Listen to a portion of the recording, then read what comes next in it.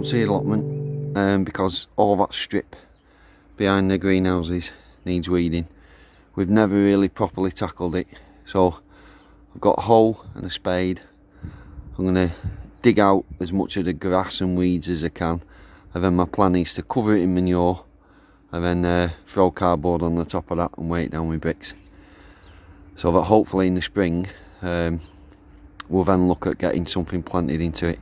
So up in the corner of it, I'm in the rhubarb patch, and we've already started getting buds of rhubarb appearing, so that'll be good again this year. We'll get lots more rhubarb this year. And what I might do actually is throw some just manure down on here as well, and give it a right good feed, because it likes a good feed, does rhubarb. Right, I best get cracking. In classic stew style, I've got bored and I've got sidetracked on doing something else. So I started roughly about there at the end of the rhubarb, and I've gone that way. You can see I've done a bit. Be able to get some manure and some cardboard down, but it's just doing my head in. So what I'm going to do is Ruby's 2 beds, her vegging 1 bed that she's following out of Hugh's book. I'm going to weed because I think this will be a fairly quick win job. I'm just going to weed that bed because there's nothing in it, and I've got a barrow of manure.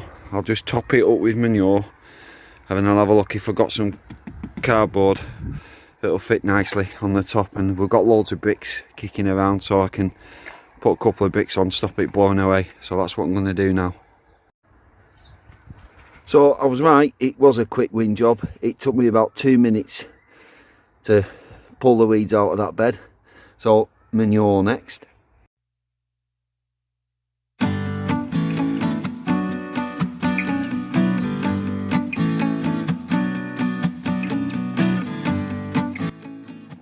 I've done quite a few trips to and from the manure heap at the allotment site recently with my wheelbarrow, and after all the inactivity over Christmas holidays, basically I sat down for 3 weeks. I'm feeling it. I've really got a sore back.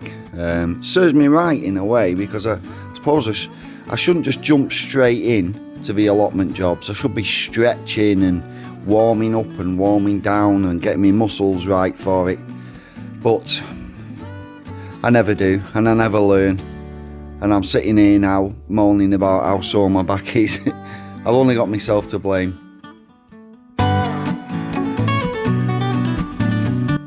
I use a lot of cardboard to cover beds that I'm not currently growing things in. 2 main reasons are: 1, I've got an almost endless free supply of it, I just take it from work, and 2, it rots down into the soil, so it's fantastic as a cover. Right, I enjoyed doing the first bed so much, I'm going to do this one too, because it makes you feel like you've achieved something when you get these lovely little quick win jobs. So I'll get this weeded. I'll probably pull out the Swiss chard, take it home, get it dehydrated I think, and store it in a jar. Right, I'll get this one weeded. Right, I've weeded, and just before I pull out the Swiss chard, I wanted to show you these dock with all the roots. Look at the size of some of them. So I'm glad I've taken the time to do it by hand and carefully pull out all these docks with all the roots. So yeah, I'm really glad now that I've not just like got a little fork or a trowel and just gone smash smash smash smash smash, because I'd have just broken all these roots up, which isn't really helping. It's not removing them. So I've got a separate place I put things like this. I don't want these going into my compost in case they just like carry on growing. So I'll put these in the water, but that I rot things down in.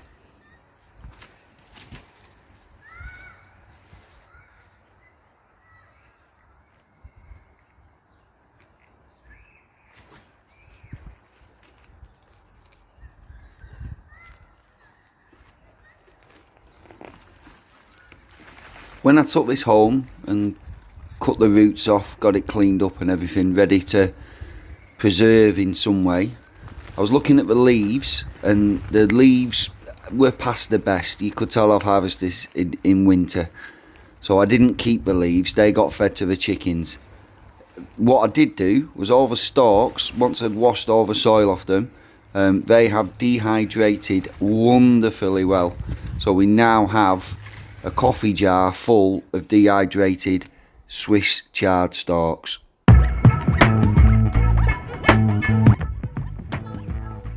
More manure, more sawback. Now, if you've been watching me throwing manure everywhere, don't think that there's no thought gone into this. Not all the plants and food crops we grow like being manured before that plant gets planted out there. So I keep a record of where has had manure and where hasn't had manure, and the plants that don't like manure, well, they go where I've not manured. But things like potatoes, I will try and manure before potatoes get planted out in that space where I've manured, because they always seem to do well when they've had a really good rich feed of manure. What a massive pile of I've manured around most of the rhubarb. Just got a bit near the back still to fill in, and then after I'd weeded, well, up to where you can see the grasses, I'd weeded up to there. I've got manure down and cardboard, as you can see, but there's still, if I show you at the back, there's still all that strip to do. So not by a long way have I finished, but I made some good progress. So one thing that I always do, which if you've seen these videos before you'll be aware, I always like to leave my allotment with something to eat, because that's what makes it all worthwhile. So where I've been going in and out of here, I've snapped off a load of the branches of rosemary because it was getting in the way. Basically it's growing out. I'll take that home and dry it out. What else have I done? I pulled up the Swiss chard that was in Ruby's bed there, and another little treat I'm going to give myself is we've still got a mountain of kale. It's about 3 plants there, God knows how many plants there, so I can pick some more kale, and again I'll get that dehydrated. Yeah, so we're doing alright. I've had a little look at the leeks. There's not really any ready for picking, but that's fine, we can wait. They're worth waiting for, well worth waiting for. Even if it's a few more months. And now what we'll do is, once they're all out, we'll weed this bed and have a look what we can get planted in it for the late spring, early summer. See what we can do with that. Oh, Brussels sprouts, yeah. I'm not sure about these. They seem to be like exploding. Now, we've never been as successful as this at growing them, so I'm not really an aficionado about the old Brussels. They're not nice and tight little balls, they're quite like loose, if you will. What does that mean, guys? Have they gone past, or are they just gonna bulk up from here? I'm not sure. If you could let me know, that'd be fantastic. Right, I might do a little bit more weeding behind this greenhouse, we'll see. I found a second wind. I didn't do any more weeding down the back of there in the end.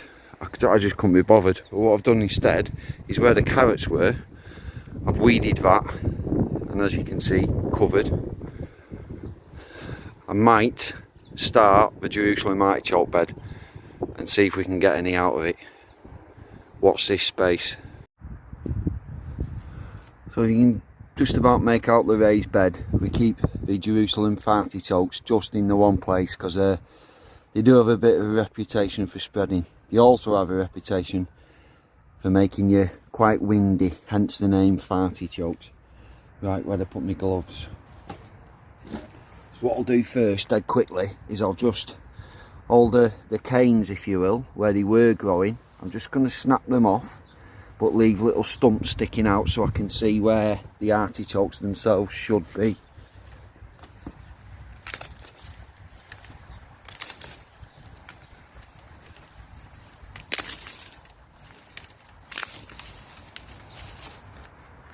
while I'm doing that, I'll get some weeds out as well. Oh, I've got one here, it's enormous. It's like a tree chunk.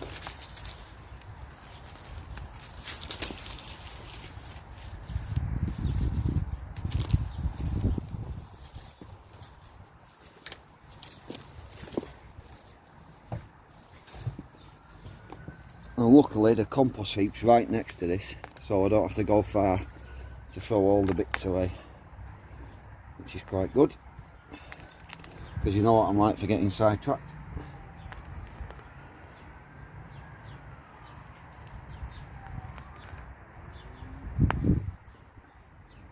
Right, you don't need to see me, you get the gist of what I'm doing. I'm snapping down where the canes were, leaving them just a little clump so I can see where there should be underneath, should be some artichokes. So I'll carry on getting the rest of these, and then we'll get down to the soil and I'll start digging out the artichokes. Right, so about this time last year I harvested these again, and I planted 3 or 4 back into this one raised bed. Let's see how many artichokes that's given us. Right, let's start here. Any on there? No.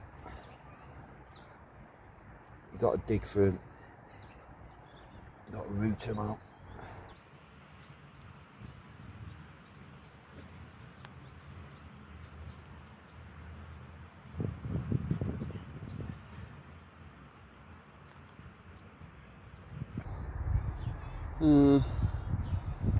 A bit of one, not the most impressive.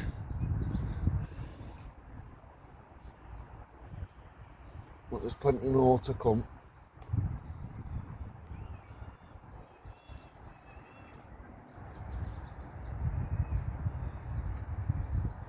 This is taking longer than I thought, so I'm not going to bore you to death by showing you the full process, but there's a little pile that I've already dug, and they've got a really good size on them. I'm quite happy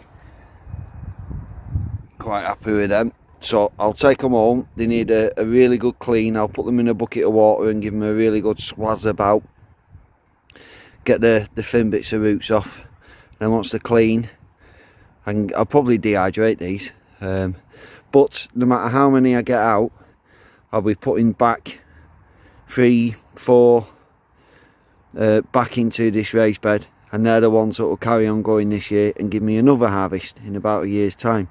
So really easy plant to grow, artichokes. Right, I'm going to carry on, guys, because it's about 3:25 and the light's starting to go.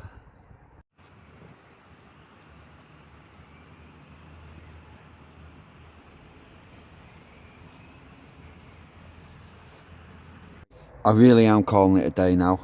I have got just under half of that bed dug out, and then in this bit here I've planted 2 and just earthed it back over, so that's where I'm up to. I still need to dig the rest of the artichokes from that part of the bed out, but that is what I've got. Massive pile, and some of them are enormous. Look at the size of that. Huge. Right, I'm cold, I'm really hungry. I'm going to go home and I'll get these in a bucket of water and give them a really good wash.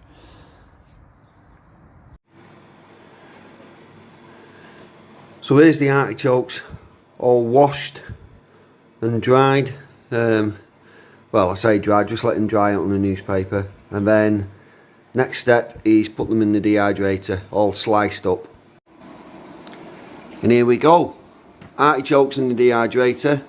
And also the bottom 2 racks are Ruby's Swiss chard from her veg in one bed. I didn't keep the leaves, they had like a bit of rust on them. The leaves didn't look at the best, but the stalks, there was nothing wrong with the stalks.